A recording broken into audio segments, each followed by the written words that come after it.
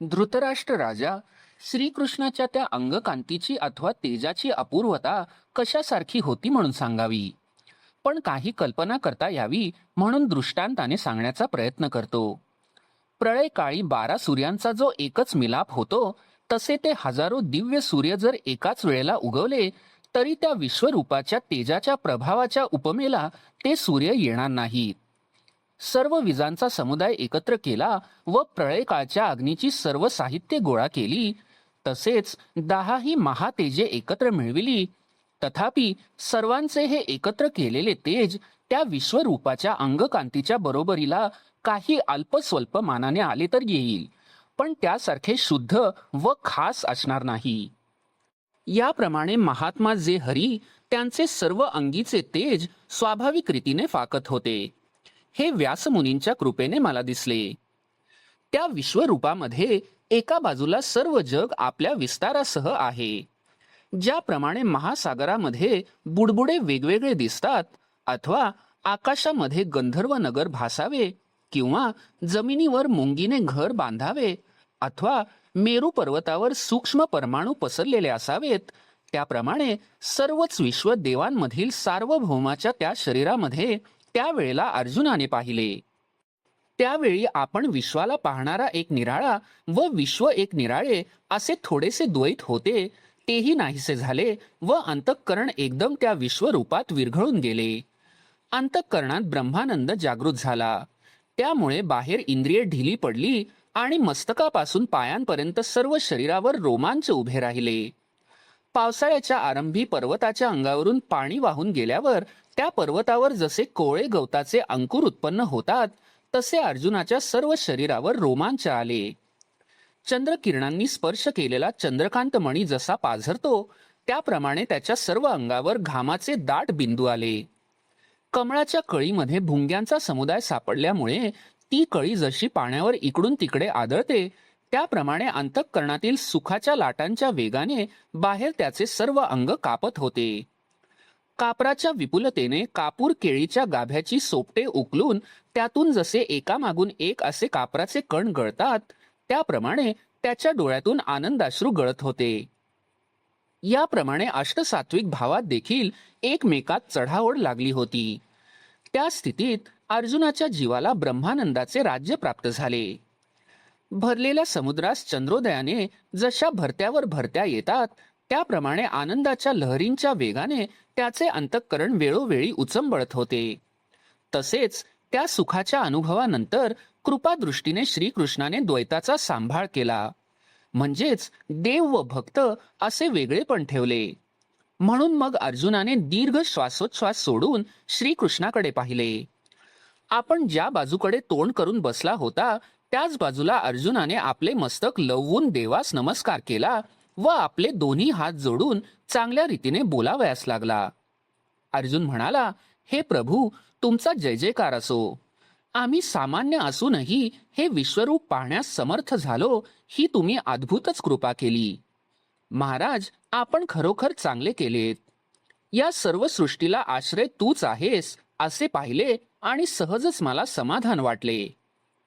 मंदर पर्वताच्या आश्रयाने ज्याप्रमाणे ठिकठिकाणी हिंस्र पशूंची अरण्ये असतात, त्याप्रमाणे या तुझ्या शरीरावर मी अनंत लोक पाहत आहे. महाराज, आकाशाच्या खोळेत ग्रह समुदायांचे मेळे दिसतात, किंवा विस्तीर्ण वृक्षावर अनेक पक्ष्यांची घरटी असतात. त्याप्रमाणे तुझ्या या विश्वरूप शरीराच्या ठिकाणी देव समुदायासह मला स्वर्ग दिसत आहे.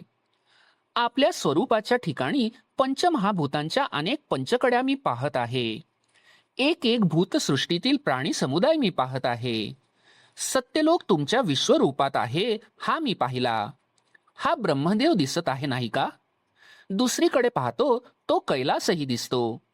पार्वतीसह श्री शंकर तुझ्या एका भागात दिसत आहे. हे श्रीकृष्णा, तुला देखील तुझ्या या विश्वरूपामध्ये मी पाहत आहे. कश्यपादी ऋषींचे समुदाय हे सर्व तुझ्या स्वरूपात दृष्टीस पडतात. त्याचप्रमाणे सर्पांसह 7ही पाताळे तुझ्या स्वरूपात दृष्टीस पडत आहेत. फार काय सांगावे. हे त्रैलोक्याच्या राजा श्रीकृष्णा, तुझ्या शरीरावरील एक एक भाग हीच भिंत असावी, तिच्यावर हे 14 लोक चित्राच्या आकृतीप्रमाणे स्पष्ट उमटलेले असावेत असे वाटते. त्या लोकातील जे जे प्राणी तीच वेगवेगळी चितारलेली चित्रे होत. याप्रमाणे तुझी अलौकिक गंभीरता दृष्टीस पडत आहे. त्या दिव्य दृष्टीच्या बळापुढे मी जो चहूकडे पाहत आहे तो बळकट भुजांच्या ठिकाणी जणू काही आकाश उत्पन्न झालेले दिसते. त्याचप्रमाणे एकटे तुझे हातच एका वेळी सर्व व्यापार निरंतर करीत आहेत असे मी पाहतो. मग ब्रह्माच्या विस्ताराने जशी काही ब्रह्मांडाची भांडारेच उघडावीत तशी अमर्याद तुझी पोटे मी पाहतो. महाराज, आपली हजारो मस्तके आहेत असे जे आपले श्रुतींचे वर्णन आहे त्याचा अनुभव या विश्वरूपात एकाच वेळी कोटीपेक्षाही अधिक वेळा मी घेतला. परब्रह्मच मुखरूपी फळांनी दाट भरून आले असे दिसते. त्याप्रमाणे हे विश्वरूपी परमेश्वरा, मी जिकडे तिकडे तुझी मुखे पाहत आहे आणि त्याचप्रमाणे डोळ्यांच्या अनेक पंक्तींच्या पंक्ती जिकडे तिकडे पाहत आहे. हा स्वर्ग, हे पाताळ किंवा ही पृथ्वी, या दिशा आणि हे आकाश असे बोलण्याची सोय राहिली नाही. सर्व काही विश्वरूपाने भरलेले मी पाहत आहे. तुझ्याशिवाय एखाद्या बाजूला परमाणू एवढी तरी जागा सापडेल म्हणून मी कौतुकाने शोधित आहे, पण सापडत नाही असेच तू सर्व काही व्यापले आहेस. या नाना प्रकारच्या प्राण्यांसहित जितकी महाभूते साठविली होती तितकाही विस्तार, तू जो अनंत, त्या तुझ्याकडून पूर्ण भरलेला मी पाहत आहे. असा तू कोणत्या ठिकाणाहून आलास? तू येथे बसलेला आहेस की उभा आहेस? तू कोणत्या आईच्या पोटात होतास? तुझी आकृती तरी केवढी आहे? तुझे रूप कसे? वय किती? तुझ्या पलीकडे काय आहे? तू कशावर बसलेला आहेस? असे जेव्हा मी पाहू लागलो तेव्हा हे मी सर्वच विचार करून पाहिले. तेव्हा असे लक्षात आले, तुझे ठिकाण तूच आहेस. तू कोणाचा नाहीस, तर तू अनादी व स्वतः सिद्ध असाच आहेस. तू उभा नाहीस अथवा बसलेला नाहीस. तू उंच नाहीस अथवा ठेंगणा नाहीस. तुझ्या खाली व तुझ्या वर तूच आहेस. तू रूपाने आपल्यासारखाच आहेस. तुझे वय तूच आहेस व हे मायेच्या मालका, तुझी पाठ व पोट तूच आहेस. आता फार काय सांगावे? हे अनंता, तुझे सर्व तूच आहेस. मी वारंवार विचार केल्यावर हेच मला कळले. परंतु या तुझ्या रूपात एक कमीपणा मी पाहत आहे. तो हा की तुझा आरंभ कोठे झाला, मध्य कोठे आहे व तुझा शेवट कोठे आहे असे पाहू लागले असता हे तिन्ही तुझ्या ठिकाणी नाहीत. खरे म्हटले तर तुझ्या विश्वरूपी मी हे आदी मध्य अंत सर्व ठिकाणी शोधले, पण त्यांचा कुठेच पत्ता लागत नाही. म्हणून तुझ्या स्वरूपी हे तिन्ही निश्चय करून नाहीत. हे आरंभ, मध्य व शेवट नसलेल्या अमर्याद त्रैलोक्य नायका, मी याप्रमाणे तुझे विश्वरूप खरोखरच पाहिले. तू जो विश्वरूप, त्या तुझ्या शरीरावर अनेक वेगवेगळ्या मूर्ती उमटलेल्या आहेत, म्हणून नाना प्रकारची वस्त्रे अंगावर तू धारण केली आहेस असे वाटते.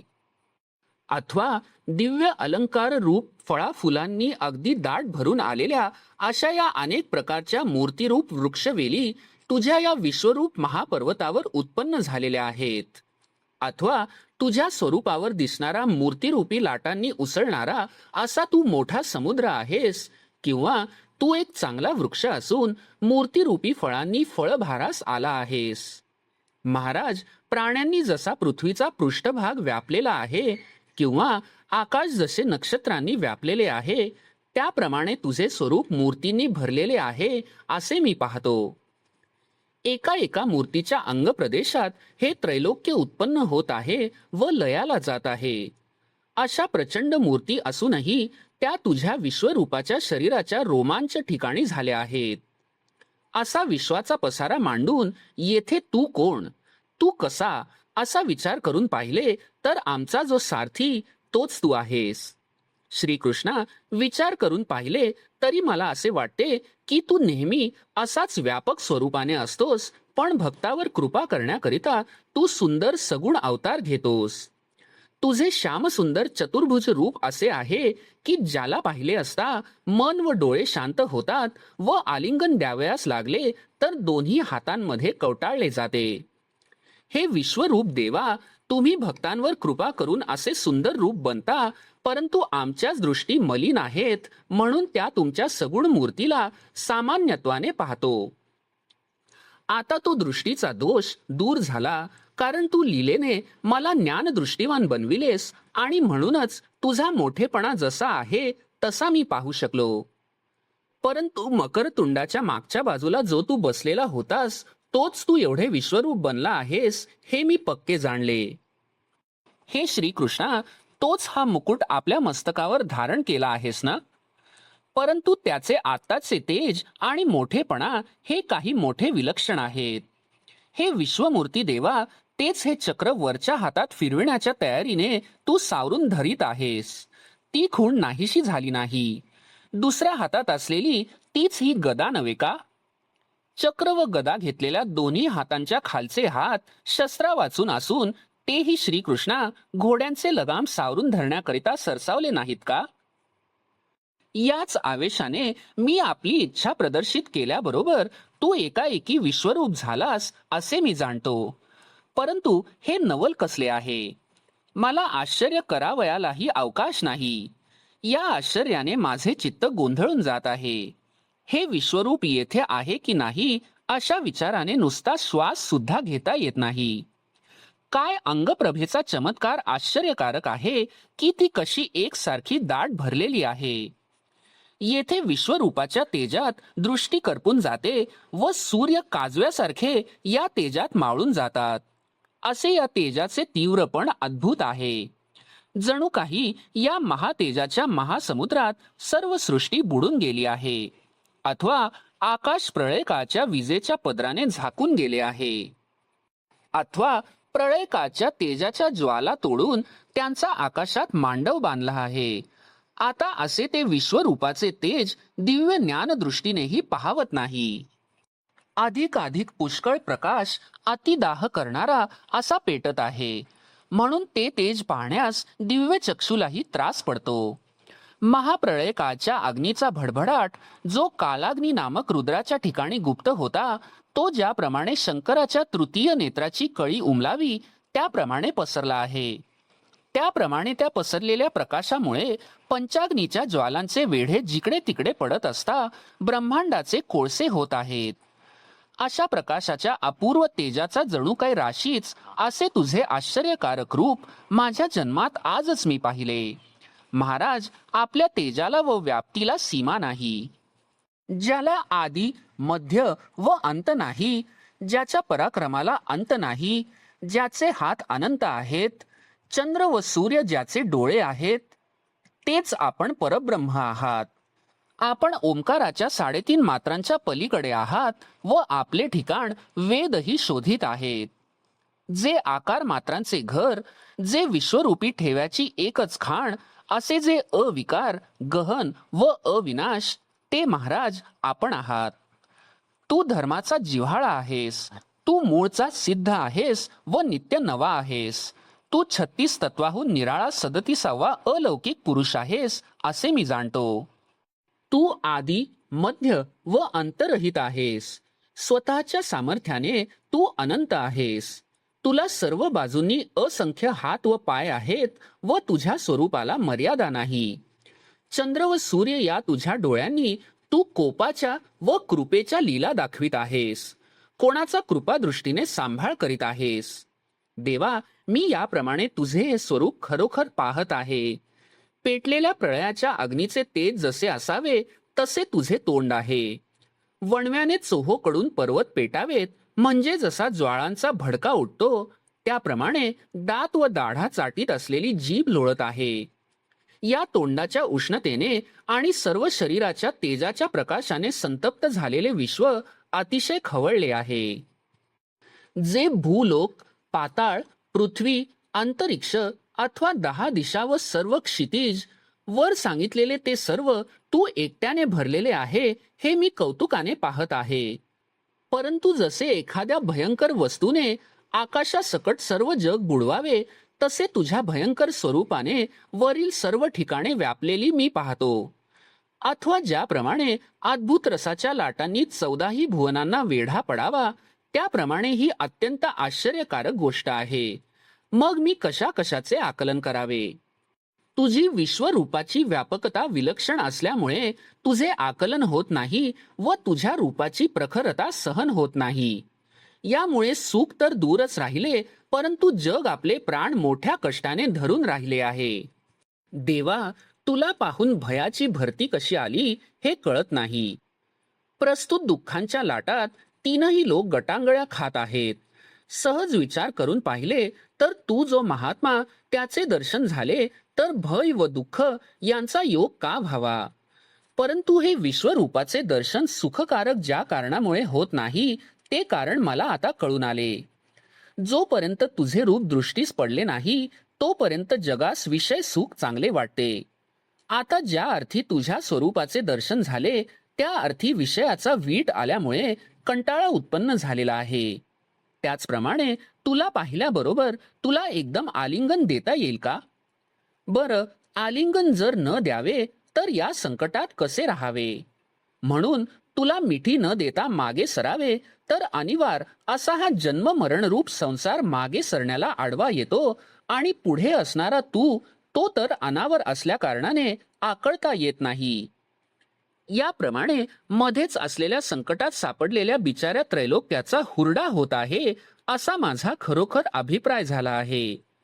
जसा अग्नीने पोळलेला मनुष्य थंड होण्याकरिता समुद्राजवळ येतो त्यावेळी खवळलेल्या पाण्याच्या लाटांनी जसा तो घाबरतो, या जगाची तशीच स्थिती झाली आहे.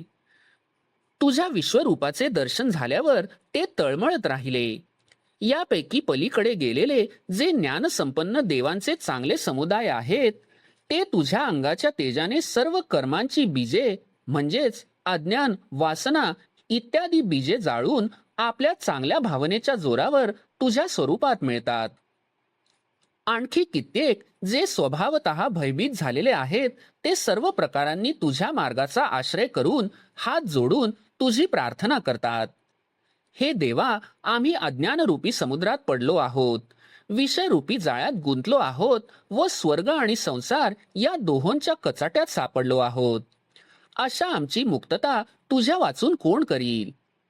देवा, आम्ही तुला सर्व प्राणांनी शरण आलो आहोत असे ते म्हणतात. महर्षी अथवा सिद्ध कृतार्थ पुरुष अथवा विद्याधरांचे नाना प्रकारचे समुदाय हे तुझे कल्याण असो असे म्हणतात आणि स्तुती करतात. हे 11 रुद्र आणि 12 आदित्य यांचे समुदाय, 8 वसु व साध्य नावांचे 12 देव, 2 अश्विनी कुमार, वैभवयुक्त विश्वे देव, वायुदेवता, अग्नी आणि गंधर्व, पलीकडे असलेले यक्षांचे व राक्षसांचे सर्व समुदाय, इंद्र ज्यांमध्ये श्रेष्ठ आहे असे देव, सिद्ध इत्यादी हे सर्व आपापल्या लोकात उत्कंठेने आपली दिव्य मूर्ती पाहत आहेत. हे बघा. मग पाहत पाहत प्रत्येक क्षणात मनामध्ये चकित होऊन ते तुला आपल्या मुकुटाने ओवाळीत आहेत. त्या जय जय या घोषाच्या मंजूळ शब्दाने ते सर्व स्वर्गामध्ये गजर करतात व आपले दोन्ही हात चांगले जोडून नमस्कार करतात. त्या नम्रतारूपी वृक्षांच्या अरण्यामध्ये अष्टसात्विक भावरूपी वसंत ऋतू अनुकूल झाला म्हणून त्यांच्या करसंपुट रूपी पालवीला तू फळ प्राप्त झाला आहेस. महाराज, यांनी जे तुझे अगाध विश्वरूप पाहिले ते त्यांच्या डोळ्यांचे भाग्य उदयाला आले आहे अथवा त्यांच्या जीवाला सुखाचा सुकाळ उगवला आहे. हे लोकांना व्यापणारे रूप पाहून देवांनाही दचक बसला. वाटेल तिकडून यास पाहिले असता हा समोर आहे असेच वाटते. याप्रमाणे आपले एकच स्वरूप आहे, परंतु विचित्र आणि भयानक अशी त्याला अनेक मुखे, अनेक नेत्र व शस्त्र धारण केलेले असे अगणित हात आहेत. या विश्वरूपास अगणित सुंदर पाय आहेत, अनेक पोटे आहेत आणि नाना प्रकारचे रंग आहेत. प्रत्येक मुखाच्या ठिकाणी शोभाचा मस्तपणा आहे. महाप्रळयाच्या शेवटी दोर बांधलेल्या यमाने जसा काही जिकडे तिकडे प्रळय अग्नीच्या आकट्याच पेटविल्या आहेत. संहार करणाऱ्या श्री शंकराचा तोफखाना किंवा प्रळयकाच्या भैरव देवांचे समुदाय उत्पन्न व्हावेत, अगर प्राण्यांच्या नाशासाठी युगांत शक्तीची पात्रे पुढे सरसावली आहेत, त्याप्रमाणे जिकडे तिकडे तुझी प्रचंड तोंडे मावत नाहीत आणि दरीमध्ये जसे सिंह तसे तुझ्या मुखात उग्र दात दिसतात. प्रळय काळच्या गडद रात्रीत नाश करणारी पिशाचे जशी उल्हासाने संचार करतात, त्याप्रमाणे प्रळय काळच्या नाश पावणाऱ्या प्राण्यांच्या रक्ताने या मुखातील दाढा भरलेल्या आहेत. काळाने जसे युद्धास आमंत्रण करावे अथवा सर्वांच्या संहार काळी जसे मरण माजून राहावे, त्याप्रमाणे तुझ्या मुखात अत्यंत भयानकपणा आहे. त्या बिचाऱ्या त्रैलोक्यावर जेव्हा थोडीशी नजर टाकली, तेव्हा ते दुःखरूप कालिंदीच्या किनाऱ्यावर झाड बनून राहिले आहे असे दिसले. तू जो महामृत्यूरूप समुद्र, त्यात ही त्रैलोक्याच्या जीविताची नौका शोकरूप प्रतिकूल वाऱ्याने उत्पन्न झालेल्या लाटांमुळे झोके खात आहे. तुला या लोकांचे काय करायचे आहे? तू माझ्या या ध्यानाचे सुख भोग म्हणजे झाले. श्रीकृष्णा, असे जरी आपण आता एकाएकी रागावून बोललात, तरीही महाराज, माझ्या जीवास भीतीने कंप सुटला आहे असे मी एकदम कसे म्हणावे? म्हणून जगाचे सर्वसाधारण दुःख उगीच आड पडद्यासारखे खरोखर मध्ये केले आहे. ज्या मला प्रळय काळचा रुद्र देखील भीतो, ज्या माझ्या भयाने मृत्यू लपून राहतो, असा जो मी, तो मी या ठिकाणी भयाने फार कापत आहे असे तू केले आहेस. ही महामारीच आहे आणि याला जर विश्वरूप म्हणावयाचे तर बापा, हे एक आश्चर्यच आहे. ही महामारी आपल्या विक्राळ स्वरूपाने साक्षात भयासही माघार घ्यावयास लावते. महाकाळाबरोबर ज्यांनी पैजेने बरोबरीचा सामना बांधला आहे, अशी कित्येक रागीट मुखे असून त्यांनी आपल्या विस्ताराने आकाश लहान केले आहे. आकाशाच्या मोठेपणास जी आकळली जात नाहीत आणि त्रिभुवनातील वाऱ्यानेही जी मुखे वेष्टिली जात नाहीत, त्या मुखांच्या वाफेने अग्नी जळतो. या मुखातून अग्नीचे लोळ कसे बाहेर येत आहेत, त्याचप्रमाणे एकासारखे एक मुख नसून यांच्यात रंगारंगाचा भेद आहे.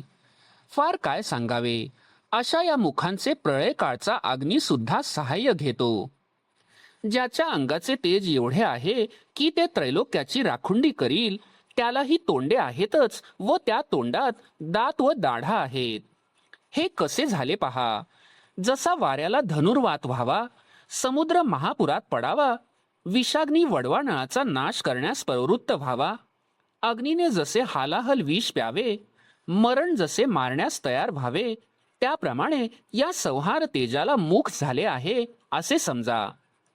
परंतु ती मुखे किती मोठी आहेत म्हणून म्हणाल तर आकाश तुटून पडल्याने जशी आकाशास खिंड पडून राहते, अथवा बगलेत पृथ्वी मारून जेव्हा हिरण्याक्ष दैत्य गुहेत शिरला तेव्हा हाटकेश्वराने जसे पाताळ रूपी गुहेचे दार उघडले, त्याप्रमाणे तोंडे पसरलेली आहेत व त्यांमध्ये जिभांचे अधिकच जोर दिसून येत आहेत. त्यांच्या घासास विश्व पुरे पडणार नाही, म्हणून हे विश्वरूप या विश्वाचा लीलेने घास घेत नाही. ज्याप्रमाणे पाताळातील सर्पांच्या फुत्काराने त्यांच्या विषाच्या ज्वाळा आकाशात पसराव्यात, त्या ज्वाळांप्रमाणे जिव्हा या वदनरूपी दरीत पसरली आहे. प्रळय काळच्या विजांचे समुदाय काढून जसे आकाशाचे बुरुज शृंगारावेत, तशी ओठाबाहेर तीक्ष्ण अशा दाढांची टोके दिसत आहेत. ललाट रूप वस्त्राच्या खोलीत असलेले डोळे हे जसे काही भयासच भेडसावीत आहेत. ते डोळे महामृत्यूचे लोटच असून भुवयांच्या अंधारात राहिले आहेत. असे हे मृत्यूचे कौतुक धारण करून या ठिकाणी तू काय कार्यसिद्धी करू पाहतोस ते मला कळत नाही. परंतु मला मात्र मृत्यूचे भय वाटू लागले आहे. देवा, विश्वरूप पाहण्याचे डोहाळे झाले होते, त्याची पूर्ण फलप्राप्ती होऊन तुमचे विश्वरूप आता पाहिल्याने डोळे शांत व्हावे तसे झाले. देवा, हा देह पृथ्वीचा बनला असल्याने तो तर निश्चय करून नाश पावणारच, त्याची काळजी कोणी केली आहे. परंतु आता माझे चैतन्य वाचते की नाही असे मला वाटू लागले आहे. एरवी भयामुळे खरोखर अंग कापावयास लागते आणि तेच भय क्षणभर अधिक वाढले की मनाला ताप होतो किंवा बुद्धी दचकते आणि अभिमान गळून पडतो. परंतु या सर्वाहून वेगळा जो केवळ आनंदाचा अंश आहे, असा जो अंतरात्मा, त्या शांत आत्म्याला देखील भयाने शहारे आले. काय आश्चर्य आहे, विश्वरूपाच्या प्रत्यक्ष दर्शनाचा काय छंद लागला होता. त्या दर्शनाने माझे ज्ञान देशोधडी गेले. असा गुरु शिष्य संबंध क्वचितच सापडेल. देवा, तुझ्या या दर्शनाने अंतःकरणामध्ये जो विस्कळीतपणा उत्पन्न झाला आहे तो सावरण्याकरिता मी धैर्याची गवसणी करीत आहे. माझ्या नावाने धैर्य अगदीच नाहीसे झाले आहे आणि त्यावर विश्वरूप दृष्टीस पडले, मग काय विचारता. मला उपदेश चांगले गुरफटून टाकले. विश्रांती घेण्याच्या इच्छेने बिचारा जीव धावाधाव करीत आहे, परंतु या विश्वरूपात त्याला कुठेही आश्रय मिळत नाही. याप्रमाणे विश्वरूपाच्या महामारीने चराचरातील जीवित्व गेले आहे. महाराज, हे न बोलावे तर काय करावे व कसे राहावे. ज्याप्रमाणे मृत्यूचे भांडे फुटावे तशी तुझी विशाळ तोंडे डोळ्यांपुढे एकसारखी पसरलेली मी पाहत आहे. जशी प्रळय काळाच्या शस्त्रांची दाट कुंपणे एकसारखी लागावीत तशी दात दाढांची गर्दी उडून गेली आहे. ती इतकी की प्रत्येक मुखातील दात व दाढा या त्या मुखाच्या 2-2 ओठांनी देखील झाकल्या जात नाहीत. तक्षक सर्प हा मूळचाच विषारी असून त्याच्या तोंडात जसे आणखीन विष भरावे, किंवा अमावस्येची रात्र ही जशी पूर्ण काळोखामुळे मूळचीच भय उत्पन्न करणारी असून तिच्यात आणखी पिशाच्यांचा संचार व्हावा, किंवा वज्राग्नी हा जसा स्वभावतःच अत्यंत दाहक असून त्याने आणखी अग्निअस्त्र धारण करावे, त्याप्रमाणे तुझ्या विश्वरूपाची तोंडे मूळचीच भयंकर असून त्यात आणखी त्यांचा आवेश न मावता बाहेर वाहत आहे.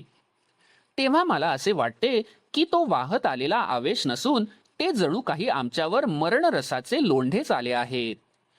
प्रळय काळचा प्रचंड वारा व महाप्रळय काळचा अग्नी हे जेव्हा एकत्र होतात तेव्हा काय एक जळणार नाही. तशी तुझी संहार करणारी मुखे पाहून आमचे धैर्य तर नाहीसे झाले. आता मी वेडा झाल्यामुळे मला दिशा दिसत नाहीत. एवढेच नव्हे तर माझी मलाही ओळख नाहीशी झाली असे झाले आहे. विश्वरूप डोळ्याने जरासे पाहिले नाही तोच सुखाचा दुष्काळ पडला. म्हणून आता तू आपले हे अस्ताव्यस्त रूप आवरून घे. तू असे करशील असे जर मला ठाऊक असते तर ही गोष्ट मला सांग असे मी कशाला म्हटले असते. आता या स्वरूप प्रळयापासून माझे एकवार प्राण वाचवा. श्रीकृष्णा, जर आपण आमचे स्वामी आहात तर माझ्या जीविताच्या आड ढाल घाला व हा विश्वरूपरूपी महामारीचा पसारा पुन्हा आपल्या स्वरूपाच्या ठिकाणी साठवा. हे सर्व देवांपेक्षा श्रेष्ठ अशा देवा, तू जो चैतन्य त्या तुझ्यामुळे सर्व विश्व वसते ते विसरलास व हे उलटे संहार करण्याचे काम का बरं आरंभले आहेस. एवढ्याकरिता लवकर प्रसन्न हो व आपल्या माया शक्तीला आवर. मला या मरणासारख्या मोठ्या भयातून बाहेर काढ. इतके तुला मोठ्या दीनपणे वारंवार म्हणावे असा मी विश्वरूपाच्या योगाने खरोखर घाबरलो आहे. ज्यावेळी अमरावतीवर राक्षसांचा हल्ला झाला त्यावेळी मी एकट्याने तो परतविला. साक्षात काळ समोर आला तरी भय न धरणारा मी, परंतु देवा ही विश्वरूप गोष्ट त्यातली नव्हे. येथे तू मृत्यूवर ताण करून या सर्व विश्वासकट माझा देखील ग्रास करण्याचा दुर्घट प्रसंग आला आहे. प्रळयाची वेळ नसताना मध्येच तू काळरूपी कसा प्राप्त झालास. हे त्रैलोक्य बिचारे अल्पायुषी झाले असेच वाटत आहे. विपरीत दैवा, विश्वरूप दर्शनाने शांत व्हावे म्हणून खटपट केली, तोच अकल्पित विघ्न उत्पन्न झाले. हे त्रैलोक्य आता नाहीसे होत चालले आहे. तू हे आता गिळावयास लागला आहेस. एकसारखी तोंडे पसरून ही सैन्ये चारही बाजूंनी तू ग्रासित आहेस हे प्रत्यक्ष दिसत आहे. हे कौरवांच्या वंशातील वीर आंधळ्या धृतराष्ट्राचे पुत्र नव्हेत का. अरे, हे तर आपल्या परिवारासहित तुझ्या तोंडात पूर्णपणे गेलेच म्हणावयाचे. जे जे यांच्या मदतीकरिता देशोदेशीचे राजे आले आहेत त्यांची वार्ताही सांगता येत नाही. कोणीही उरणार नाही असा तू सर्वांचा सरसकट ग्रास करीत आहेस. मदोन्मत्त हत्तीचे समुदाय तू घटाघट गिळीत असून युद्धभूमीवरील सेना समुदाय तू गिळून टाकीत आहेस. तोफांवरून मारा करणारे लोक व पायांनी चालणारे पायदळ यांच्या झुंडच्या झुंड तुझ्या मुखात नाहीशा होत आहेत. जी शस्त्रे यमाची भावंडे आहेत व ज्या शस्त्रांपैकी एकच सर्व विश्वाला गिळील अशी कोट्यावधी शस्त्रे तू गिळीत आहेस. हत्ती, घोडे, रथ पायदळ असा चतुरंग सेनेचा परिवार व घोडे जोडलेले रथ, यास परमेश्वरा तू दात न लावता गिळीत आहेस व त्या योगाने चांगला संतुष्ट झाला आहेस. भीष्मांसारखा खरेपणात प्रसिद्ध आणि शौर्यात तरबेज असा दुसरा कोण आहे? द्रोणाचार्यांसारखा ब्राह्मणही दुसरा कोण आहे? त्यांना देखील तू गिळलेस. सूर्याचा मुलगा जो वीर कर्ण तो आपल्या मुखात गेला. आमच्याकडचे सर्व योद्धे तू केसासारखे नाहीसे केलेले मी पाहत आहे. ब्रह्मदेवा, भगवंताच्या या अनुग्रहाने कसे झाले? या विपरीत फलप्राप्तीच्या योगाने असे झाले की मला आपले विश्वरूप दाखवा अशी भगवंताची प्रार्थना करून या दीन जगास स्थिती काळीच मी मरण आणले. मागे देवाने थोड्या बहुत युक्तीने त्यांच्या सर्व विभूती सांगितल्या, परंतु त्यात व्यापकपणासारखा देव मला दिसेना, म्हणून विनंती करण्यास मी सरसावलो. जे भोगावयाचे आहे ते कधीही चुकणार नाही आणि जसे होणार असेल त्यासारखी बुद्धी होईलच. माझ्या प्रारब्धात लोकांनी मला दोष द्यावा असे असेल ते कसे चुकेल? पूर्वी समुद्र मंथन काळी अमृत देखील देवांच्या हाती लागले तेव्हा देवांनी गप्प बसावे नाही का? परंतु देव स्तब्ध बसले नाहीत. मग शेवटी ज्याप्रमाणे काळकूट विष समुद्र मंथनातून उत्पन्न झाले तसेच आज झाले आहे. ते विष देखील एक प्रकाराने थोडे होते. ती केलेली गोष्ट निराकरण करण्याजोगी होती. त्यावेळचे ते संकट शंकराने निवारण केले. पण हल्लीचा जो हा विश्वरूपाचा प्रकार हा प्रत्यक्ष पेटलेला वाराच आहे, तर तो कसा आवरेल? विषाने भरलेले आकाश कोणास गिळता येईल का? महाकाळाबरोबर खेळता येईल असे कोणाच्या अंगी सामर्थ्य आहे? याप्रमाणे अर्जुन दुःखाने कष्टी होऊन मनामध्ये शोक करीत होता, परंतु तो सांप्रत देवाचे मनोगत काय आहे हे ओळखत नव्हता. मी अर्जुन मारणारा आणि हे कौरव माझ्या हातून मरणारे अशा मोठ्या मोहाने तो घेरला होता. ती भुरळ दूर करण्याकरिता श्रीकृष्णाने हे विश्वरूपरूपी आपले खास स्वरूप त्याला दाखविले. अर्जुना, वास्तविक कोणी कोणाला मारित नाही. यात मी स्वतःच सर्वांचा नाश करतो. हे तत्व विश्वरूपाच्या निमित्ताने श्रीकृष्ण उघड करून दाखवित आहे. परंतु ते अर्जुनास न कळल्यामुळे तो व्यर्थ शोकाकुल होऊन नसलेली भीती उगीच वाढवित आहे. त्या प्रसंगात तो अर्जुन म्हणाला, ज्याप्रमाणे ढग आकाशामध्ये नाहीसे व्हावेत त्याप्रमाणे तलवार व चिलखतासह दोन्हीकडील सैन्ये एकाच वेळेला तोंडात गेली आहेत. महाकल्पांताच्या अखेरीस ज्या वेळेला विश्वावर सर्वनाशक यमाचा रोष होतो त्या वेळेला पाताळासह 21 स्वर्गांना तो ग्रासून टाकतो. प्रतिकूल दैवाच्या योगाने कृपणाचे ठेवे सहजच जसे जिथल्या तिथे नाश पावतात त्याप्रमाणे एकत्र झालेली सैन्ये या तोंडामध्ये एकदम शिरली आहेत. कर्म कसे विपरीत आहे पहा. त्यापैकी एक देखील तोंडाच्या सपाट्यातून सुटत नाही.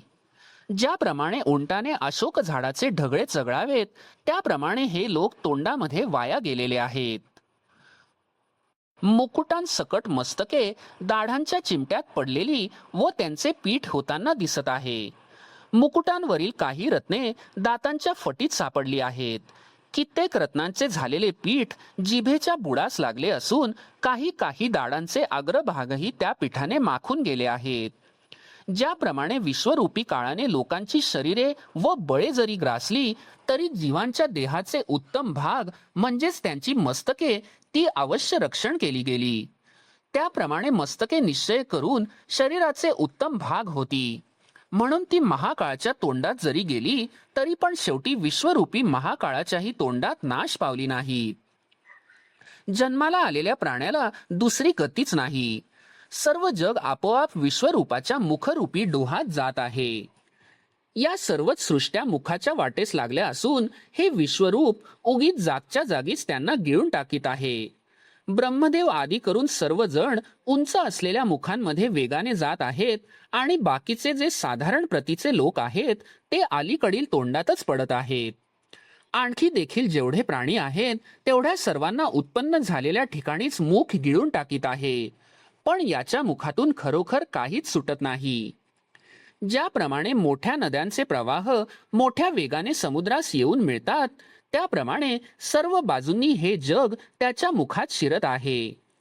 आयुष्याच्या मार्गाने रात्र दिवसांच्या पायऱ्या करून सर्व प्रकारच्या प्राण्यांचे समुदाय त्वरेने मुखात प्रवेश करण्याचे साधित आहेत. पेट घेतलेल्या डोंगराच्या दरीमध्ये ज्याप्रमाणे पतंगाचे समुदाय उड्या घालतात, हे सर्व लोक या तोंडामध्ये येऊन त्याचप्रमाणे पडत आहेत. तापलेले लोखंड जसे पाण्याला शोषून टाकते, त्याप्रमाणे जेवढे म्हणून प्राणी या मुखात जात आहेत, तेवढ्यांचे वहिवाटीला सुद्धा नामरूप राहत नाही. इतके खात असून सुद्धा भूक काहीच कमी होत नाही. याच्या जठर अग्नीला कितीतरी विशेष प्रखरता आली आहे. जसा एखादा रोगी तापातून बरा व्हावा म्हणजे त्याला खाखा सुटते, अथवा जसे एखाद्या भिकारी मनुष्याला दुष्काळ संपून सुकाळ झाला म्हणजे खाखा सुटते, त्याप्रमाणे ओठ चाटताना जिभेची हलण्याची गडबड दिसते.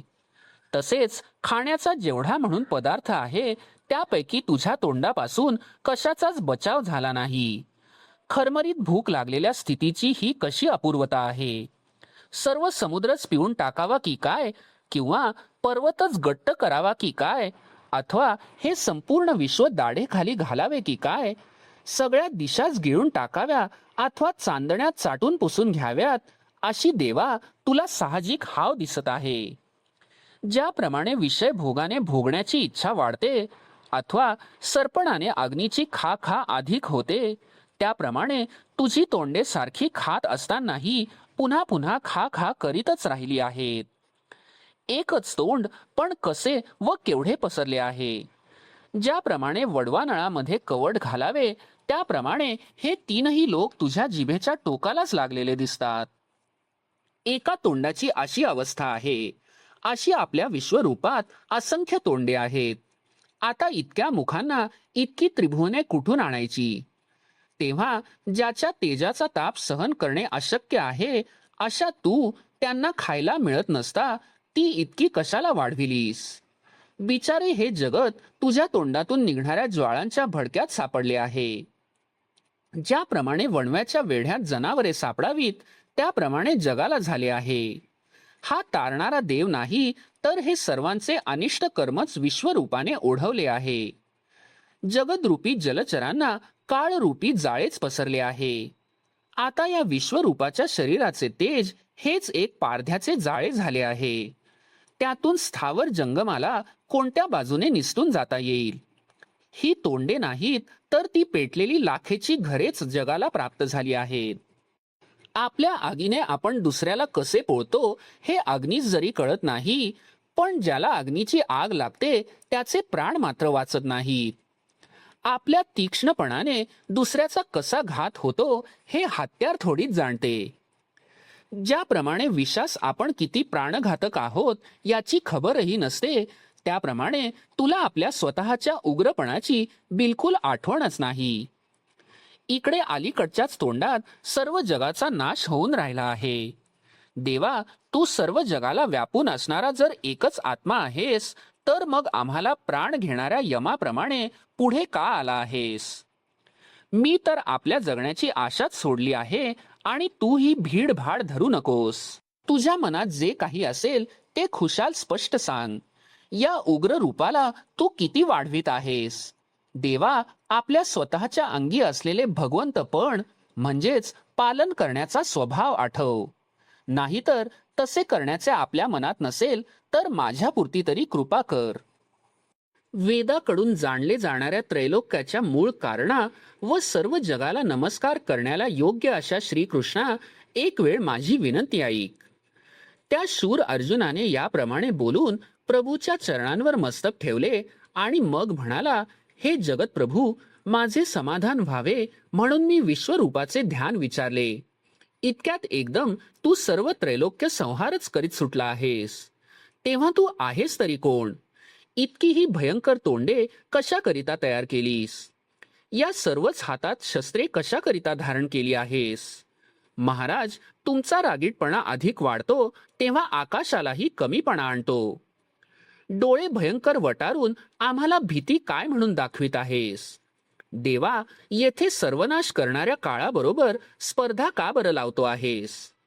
या करण्यात तुझा अभिप्राय काय आहे तो तू मला सांगावास. अर्जुनाच्या या भाषणावर श्रीकृष्ण म्हणाले, मी कोण आहे आणि एवढ्या उग्रतेने कशाकरिता वाढत आहे हेच तू विचारित आहेस ना? तर ऐक, मी काळ आहे हे पक्के समज. मी जगाचा नाश करण्याकरिता मोठा होत आहे. माझी तोंडे चहूकडे पसरलेली आहेत व मी त्या तोंडांनी हे सर्व आता गिळून टाकीन. असे ऐकून अर्जुन म्हणाला, हाय हाय. हे सर्व सैन्याच्या सैन्यच या विश्वरूपाच्या उग्र तोंडात जात आहे. अशा या पहिल्या संकटाने मी त्रासलो म्हणून श्रीकृष्णाची प्रार्थना केली. त्यावर तो श्रीकृष्ण परमात्मा अनिष्ट रूपाने प्रकट झाला. त्या कठीण बोलण्याने अर्जुन निराश व कष्टी होईल म्हणून लागलीच श्रीकृष्ण म्हणाले, हे अर्जुना, पण यात दुसरी आणखी एक गोष्ट आहे. आत्ताच्या या संहार रूपी संकटाबाहेर फक्त तुम्ही पांडव राहिलेले आहात. असे भगवंत बोलले. त्यावेळी अर्जुनाने जाण्याच्या बेतात आलेले आपले प्राण सावरून धरले. अर्जुन मरणरूप महामारीत सापडला होता. तो पुन्हा सावध होऊन श्रीकृष्णाच्या बोलण्याकडे लक्ष देऊ लागला. श्रीकृष्ण म्हणाले, अर्जुना, तुम्ही पांडव तेवढे माझे असल्यामुळे तुमच्या वाचून बाकी इतर सर्वांचा ग्रास करण्याला मी तयार झालो आहे असे तू पक्के समज. विजेच्या प्रचंड अग्नीमध्ये ज्याप्रमाणे लोण्याचा गोळा घालावा त्याप्रमाणे हे जग तू माझ्या तोंडामध्ये जे पाहिलेस त्यामध्ये खात्रीपूर्वक काहीच शिल्लक राहणार नाही. ते पहा, या सैन्याकडून व्यर्थ बडबड केली जात आहे. हे जे सैन्यांचे समुदाय जमून शौर्यवृत्तीच्या बळाने गुरगुरत आहेत व हत्तींचे थवे वगैरे आपली सैन्ये यमाच्या वरचढ आहेत असे त्यांचे वर्णन करीत आहेत. ती म्हणतात म्हणजेच वल्गना करतात की आम्ही प्रतिसृष्टी करू, प्रतिज्ञेने मृत्यूला मारू आणि या विश्वाचा घोट भरू. आम्ही ही सर्व पृथ्वी गिळू व हे आकाश वरच्यावरच पेटवून भस्म करू. इतकेच काय, एवढा चंचल वारा पण त्याच देखील आम्ही आपल्या बाणाने जागच्या जागी जखडून टाकू. पराक्रमाच्या मदावर स्वार झालेले हे सैनिक आहेत. ते अशा चतुरंग सैन्यरूप संपत्तीच्या सहाय्याने महाकाळाबरोबर स्पर्धा करण्याचे पाहत आहेत. त्यांचे शब्द शस्त्रापेक्षा तीक्ष्ण व अग्नीपेक्षा दाहक वाटतात. या शब्दांच्या मारकपणाची काळकूट विषाशी तुलना केली तर ते विष मधुर म्हणावे लागेल. अशी जरी ते गर्वाने वल्गना करीत आहेत तरी हे वीर गंधर्व नगराचे लोट आहेत किंवा पोकळीचे भेंडोळे किंवा चित्रांची रंगीत पोकळ फळे आहेत असे समज. हा सैन्य समुदाय म्हणजे मृगजळाचा पूर आलेला आहे. हे सैन्य नव्हे तर कापडाचा साप केलेला आहे अथवा हे सजवून मांडलेले भोत आहेत. शिवाय ज्या सामर्थ्याने ते हालचाल करतात ते सर्व सामर्थ्य मी मागेच नाहीसे केले आहे. आता हे मातीच्या चित्रातील वेताळांसारखे निर्जीव आहेत. खांबावरच्या बाहुल्यांना हलविणारी दोरी तुटली म्हणजे हवे त्याने त्या बाहुल्यास ढकलले असता जसे त्या उलथून पडतात त्याप्रमाणे सैन्याचा हा आकार नाहीसा करण्याला काहीच वेळ लागणार नाही. एवढ्याकरिता अर्जुना, शहाणा हो आणि लवकर उठ. विराट राजाच्या गायी हरण करण्यास जेव्हा हे कौरव मत्स्य देशात आले होते त्यावेळेस सरसकट सर्वांनाच तू मोहनास्त्र घातलेस. मग विराटाच्या अतिशय भित्र्या अशा उत्तर नावाच्या मुलाने सुद्धा जशी सर्वांची वस्त्रे हिसकावून त्यांना नग्न केले तसेच आता होत आहे. आता हे सर्व त्याहीपेक्षा तेजोहीन झालेले आहेत व आयता युद्धाचा प्रसंग आलेला आहे. तर त्यांना तू मार व एकट्या अर्जुनाने शत्रू जिंकले असे यश मिळव. यात केवळ रिकामे यशच मिळणार आहे असे नाही तर संपूर्ण राज्य देखील त्यात आलेले आहे. अर्जुना, तू केवळ नावाला मात्र कारण हो.